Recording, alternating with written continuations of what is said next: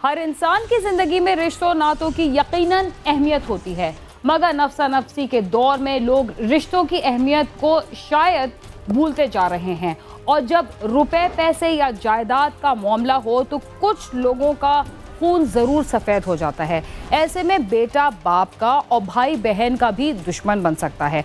और कभी कभी बहुत ही मामूली ज़रूरियात की खातिर कुछ लोग अपने करीबी अजीज़ों की जान लेने से भी दरेग नहीं करते, लेकिन वो इस बात से बेखबर होते हैं कि इंसान को चाहे सारी दुनिया की नेमतें और आसाइशें भी मिल जाएं, तब भी उसका लालच ख़त्म नहीं होता।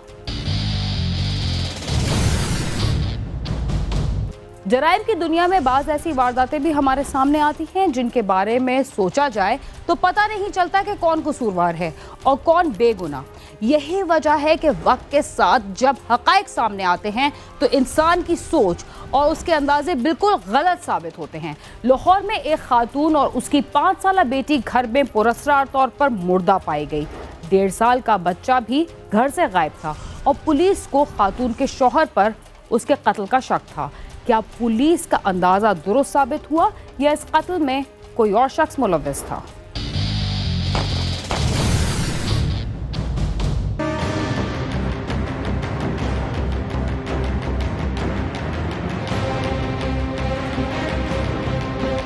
लाहौर के इलाके जेल रोड पर महल्लेदारों ने एक घर से ताफून उठने पर पुलिस को इत्तला कर दी। घर के बाहर ताला लगा हुआ था। इस घर में एक शख्स हसन मदनी की दूसरी बीवी आयशा, अपनी 5 साला बेटी आमना और 1.5 साला बेटे आहद के साथ रहाइश पजीर थी, जबकि हसन गाहे बगाहे वहाँ चक्कर लगाता था। पुलिस ने मौके पर पहुंचकर चेक किया तो घर के बाहर ताला लगा हुआ था।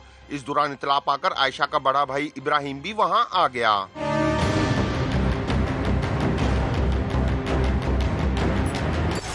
घर से ताफून उठने की वजह क्या थी? पुलिस ने जब अंदर जाकर देखा तो वहां के मंजर से मोहल्लेदार खौफजदा हो गए और उन्होंने जो कुछ देखा उन्हें उसका यकीन नहीं आ रहा था। पुलिस ने दरवाजा खोला और जब अंदर जाकर देखा तो घर की बिलाई मंजिल पर एक कमरे में आयशा और उसकी बेटी की लाशें पड़ी थीं, जो कि चंद रोज पुरानी होने के बायस मसख हो चुकी थीं और उनसे ताफून उठ रहा था। घर से 1.5 साला बच्चा आहद गायब था। पुलिस ने लाशें कब्जे में लेकर पोस्टमार्टम के लिए भिजवा दी। स्मेल हमें ना महल्लेदारों को स्मेल इतनी थी, शदीद थी कि हम के बर्दाश्त से बाहर थी। तो फिर हमने देखा और हमने 15 पे कॉल की है। 15 पे कॉल किया और पुलिस ने खोला तो वहाँ पे ना तो फिर पता चला कि इस तरह बेटी और माँ ना इस तरह हुई हैं, मरे हुए हैं। आयशा के भाई का कहना है कि चंद रोज से उसका बहन से राब्ता नहीं हो रहा था। अब इतला पाकर यहाँ पहुँचे तो घर से बहन और भांजी की लाशें मिल गयी। मेरे पास सेल में व्हाट्सएप के ऊपर मौजूद है जो मैंने वॉइस मैसेज भेजा था। फिर उसके बाद मैं हर वक्त समझ लें 24 आवर में उसे देखता रहा हूँ कि मेरी सिस्टर ऑनलाइन हो, मुझसे राब्ते में रहे, पर मुझसे राब्ते में नहीं रही। भाई एक अल्लाह लोग है, उसे नहलाने के लिए मेरे पास GOR1 आए हैं। तो मेरे वालिद ने कहा कि मेरा दिल बड़ा परेशान है, मैं सारी रात सोया नहीं हूँ, तो मैं किसी तरीके से ना जाकर ताला घर का तोड़ता हूँ। तो मेरे अबू ने फिर मेरी सिस्टर ने कहा अबू जी मेरे पास ना पुरानी एक चाबी मुझे रखवा गई हुई डुप्लीकेट, तो आप ऐसा करें ये चाबी साथ ले जाएँ। अबू मेरे फिर बनोई को कॉल की कि ये मदनी हसन मदनी कि तुम आओ, मैं तुम्हारे साथ घर जाता हूँ। ताला खोल के देखा तो ये खत्म हो चुके थे। पुलिस ने इस दौरान क्या कार्रवाई की? क्या मुलजिम गिरफ्तार हो सके? 1.5 साला आहद कहाँ गया? हर कोई इस सवाल का जवाब मांग रहा था। क्या पुलिस इस सवाल का जवाब तलाश कर पाई? पुलिस ने नामालूम अफराद के खिलाफ कत्ल और बच्चे के अगवा का मुकदमा दर्ज करके तफ्तीश शुरू कर दी, जबकि हसन मदनी के एक दोस्त बिलाल को मशकूक करार देते हुए हिरासत में ले लिया। पुलिस हुकाम का कहना है कि मां बेटी की हिलाकत की वजह पोस्टमार्टम रिपोर्ट के आने पर मालूम होगी। मां और बेटी हैं दोनों, आयशा और आमना बेटी है। दोनों की डेड बॉडीज जो हैं वो इस मकान से जो गली सड़ी हालत में अभी मिली हैं। हमारी ये क्राइम सीन यूनिट आई हुई है, वो कर रही है इस पे, और it is too early to say anything without any investigation. आपके साथ शेयर करेंगे जब ये कोई नई चीज मिलती है। पुलिस की तफ्तीशी टीम ने हसन मदनी को भी हिरासत में ले लिया, जबकि लापता होने वाले मासूम बच्चे आहद का भी सुराग मिल गया, जिसे चंद रोज कबल गंगाराम अस्पताल के वॉशरूम के करीब रोता हुआ देखकर अस्पताल इंतजामिया ने पुलिस को इतला कर दी थी। पुलिस ने उसे चाइल्ड प्रोटेक्शन ब्यूरो के हवाले कर दिया था। ये बच्चा हमारे पास कुछ दिनों से यहाँ पे रह रहा है और ये बड़ा अफसोसनाक वाकया हमारे नॉलेज में आया, तो हमारी रेस्क्यू टीम ने जाके रेस्क्यू किया बच्चे को। और अब उसके मामू जो हमारे पास आए और वो एक अभी जज से मिले हैं यहाँ पे, and through a proper legal channel वो जो भी प्रोसीडिंग्स होंगी, अगर उनको कस्टडी जज साहब समझेंगे कि सही है देना तो हम दे देंगे, वरना हम बच्चे को अपने पास रखेंगे, क्योंकि हमारे यहाँ शेल्टर होम है लाहौर में और हमारे पास 350 से ज्यादा बच्चे अभी यहाँ रह रहे हैं। पुलिस की अब तक की तफ्तीश में हसन मदनी और उसका दोस्त बिलाल मशकूक थे। पुलिस ने उनसे तफ्तीश की मगर दोहरे कत्ल का ये मुअम्मा हल ना हो सका। पुलिस हुकाम ने इस मुकदमे की तफ्तीश के लिए CIA की भी एक टीम तश्कील दे दी।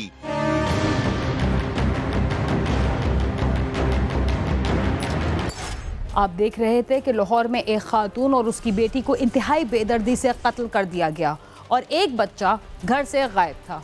क्या पुलिस ने तफ्तीश के बाद किसी मुलजिम को गिरफ्तार किया? उसे इस वारदात के बारे में कुछ पता नहीं चल सका। हम आपको इस बारे में भी बताएंगे, मगर यहाँ वक्त हुआ एक मुख्तसर से वक्फे का। तब तक आप समा के साथ ही रहिए।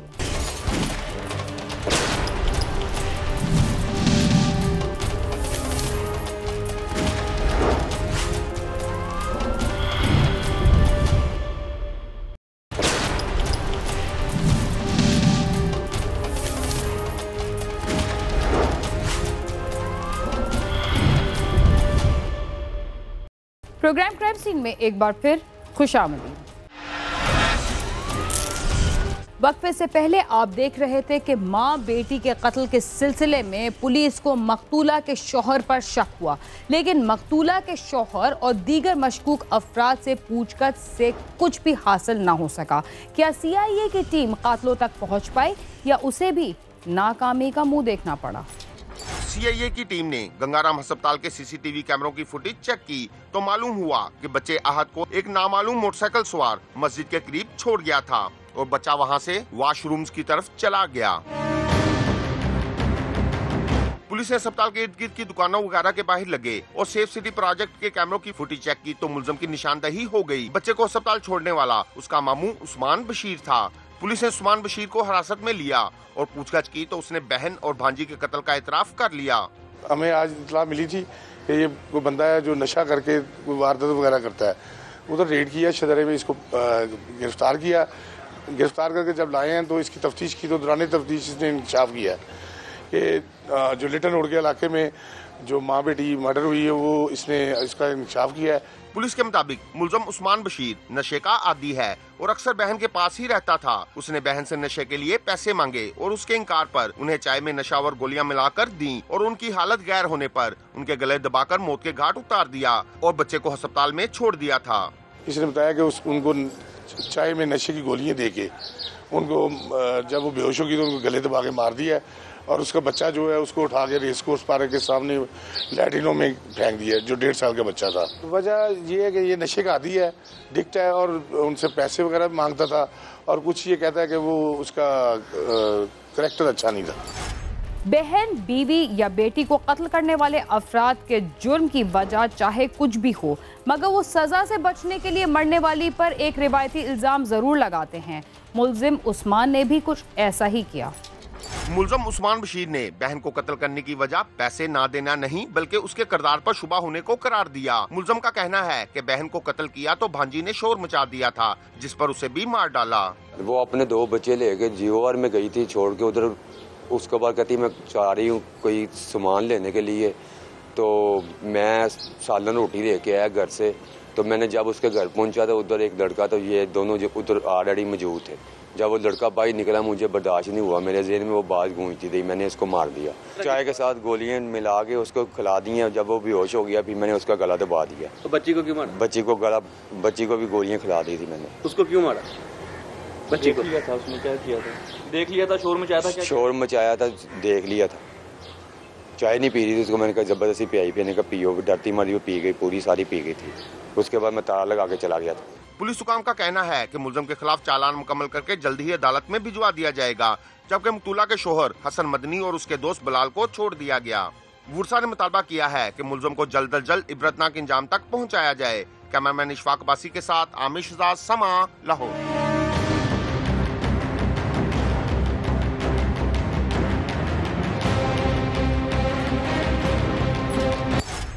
कभी कभी तमाम हिफाजती इक़दामात और अक्ल शऊर की बातें बेफ़ायदा साबित होती हैं।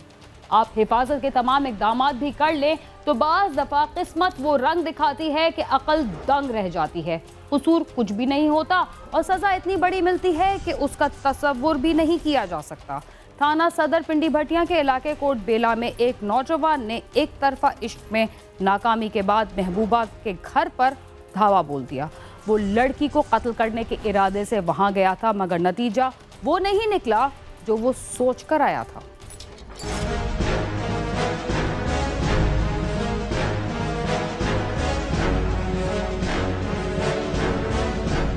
शाहिद इमरान नामी नौजवान कोट बेला का रहने वाला था, जिसका बाप पहले ही फौत हो चुका था और वो अपनी मां के साथ रहता था।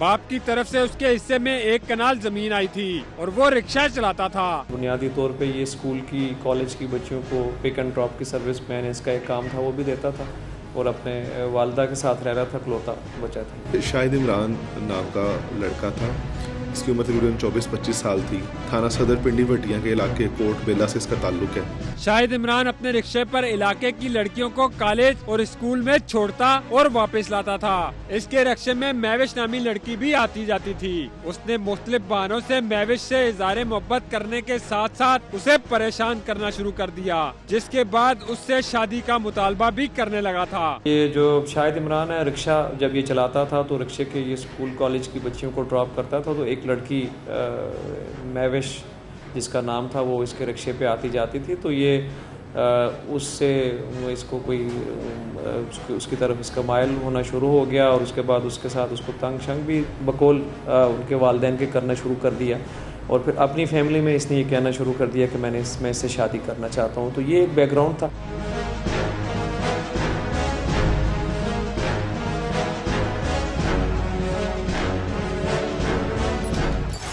महविश ने पहले तो शाहिद को खुद अपनी सोच बदलने के बारे में कहा, लेकिन जब वो ना माना और उसे ज्यादा तंग करना शुरू किया तो उसने अपने घर वालों को सब कुछ बता दिया, जिसके बाद ना सिर्फ महविश ने बल्कि इलाके की दूसरी लड़कियों ने भी उसके रिक्शे पर आना जाना छोड़ दिया। शाहिद ने महविश को ज्यादा तंग किया तो उसने पहले उसे खुद मना किया। बाज न आने पर उसने अपने घर वालों को बता दिया, जिस पर महविश के घर वालों ने उसे रिक्शे पर आने जाने से मना कर दिया। इधर स्कूल में पढ़ती थी और हर रोज उसको ना बिला वजह तंग करता था। स्कूल में आती थी तो बिला वजह उसको तंग करता था डील करने के लिए, लेकिन महविश के दिल में ऐसी कोई बात नहीं थी।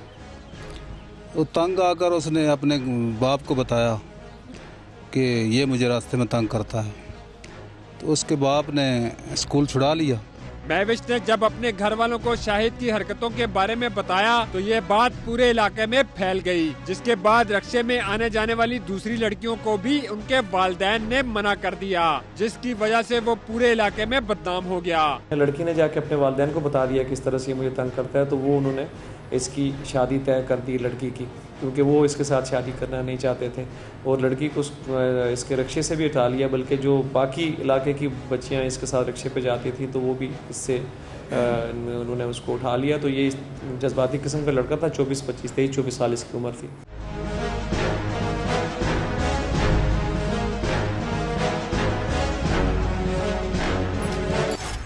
रिक्शे पर ना जाने का फैसला करने के बाद शाहिद ने महविश के घर वालों को तंग करना शुरू कर दिया, जिस पर उसके घर वालों ने उसकी शादी की तारीख तय कर दी, जिसके बाद वो कुछ हुआ जो महविश के घर वालों के साथ इलाके के लोगों के वहमो गुमान में भी नहीं था। महविश ने रिक्शे में आना जाना तो खत्म कर दिया, मगर उसके बाद भी शाहिद ने उसका पीछा ना छोड़ा, बल्कि शादी के लिए महविश के घर वालों को भी तंग करना शुरू कर दिया। लेकिन महविश के घर वाले शाहिद के साथ अपनी बेटी का रिश्ता नहीं करना चाहते थे और उन्होंने इस किस्से से जान छुड़ाने के लिए महविश का रिश्ता कहीं और तय कर दिया और साथ ही 31 मार्च का दिन शादी के लिए तय कर दिया। महविश के घर वालों ने महविश की मंगनी अब उसी की बिरादरी में कर दी। जब इसको ये पता चला और उसकी शादी भी 31 मार्च को तय कर दी गई। जब शाहिद इमरान को इस बात का इल्म हुआ तो ये बहुत तैश में आया और इसने अपने घर वालों से भी कहा कि मैं उससे शादी करना चाहता हूँ और अगर मेरी उससे शादी ना हुई तो मैं उसको भी कत्ल कर दूंगा और खुदकुशी कर लूंगा, खुद को फायर मार लूंगा। शाहिद को महविश की शादी तय होने पर बहुत गुस्सा आया। उसने शादी रुकवाने की भी कोशिश की, मगर ऐसा नहीं हुआ और 28 मार्च को वो पिस्तौल लेकर महविश के घर पहुंच गया। वो महविश को जान से मारना चाहता था, लेकिन उसी दौरान उसकी मां सामने आ गई। महविश ने इससे पहले ही खुद को एक कमरे में बंद कर रखा था। शाहिद ने महविश की मां पर 3 गोलियां चलाई, जिससे मौके पर ही उसकी मौत वाक़या हो गई और उसी के साथ उसने खुद को भी गोली मारकर खुदकुशी कर ली। फिर एक दफ़ा इसके पास बल्कि पिस्टल भी था कि मैं उसको भी मार दूंगा और खुद भी मर जाऊंगा, ये चीज़ इसने कही। वो एक दफ़ा उन्होंने रोका फैमिली ने, पर जब उसकी 31 मार्च के तारीख के हवाले से उस बच्ची की शादी तय हो गई तो 28 को फिर ये इंसिडेंट हुआ कि 28 को ये उनके घर चला गया और घर में उसके वालदा और लड़की मौजूद थी। वालदा से पहले इसका सामना हो गया, इसके हाथ में पिस्टल था। वालदा ने इसको, उस शहनाज बीबी उसका नाम था, महविश जो बच्ची है उसकी वालदा की, तो वालदा ने उसको रोकने की कोशिश की तो इसने वालदा के ऊपर 3 फायर किए और वो गिर पड़ी। इतने में लड़की ने कमरे का दरवाज़ा अंदर से बंद कर लिया और इसको जब ये लगा कि ये इसकी वालदा की डेथ हो गई है तो इसने अपने सीने पे पिस्टल रख के तो खुद को फायर मार के खुदकुशी कर ली। शाहिद की यकतरफा मोहब्बत में ना तो महविश का कोई कसूर था और ना ही उसकी बेगुनाह मां का इसमें कोई हाथ था। उसने अपनी नापाक ख्वाहिश की तकमील के लिए महविश से उसकी मां का साया छीन लिया और खुद भी अपने ही हाथों अपने अंजाम को पहुंच गया। ये कहानी नौजवान नस्ल को सीधी राह दिखाने के लिए काफी है, अगर वो समझना चाहे तो। रिपोर्टर बिलाल अकबर और कैमरा टीम के साथ नईम जजुआ, समा, पिंडी भटियां। कहते हैं यकतरफा इश्क हमेशा आशिकों की जान लेता है, मगर ऐसे नामुराद आशिक बहुत कम होंगे जो इश्क की नाकामी के बाद अपने साथ दूसरों की जान लेने से भी गुरेज नहीं करते। इसके साथ ही क्राइम सीन अपने इख्तिताम को पहुंचता है। अगर आप हमसे रब्ता करना चाहते हैं तो हमारा पता है cs@sama.tv। इसके अलावा आप हमसे ट्विटर, फेसबुक और यूट्यूब पर भी रब्ता कर सकते हैं और हमारा प्रोग्राम भी देख सकते हैं। बीना खान और क्राइम सीन की टीम को इजाज़त दीजिए और देखते रहिए समा।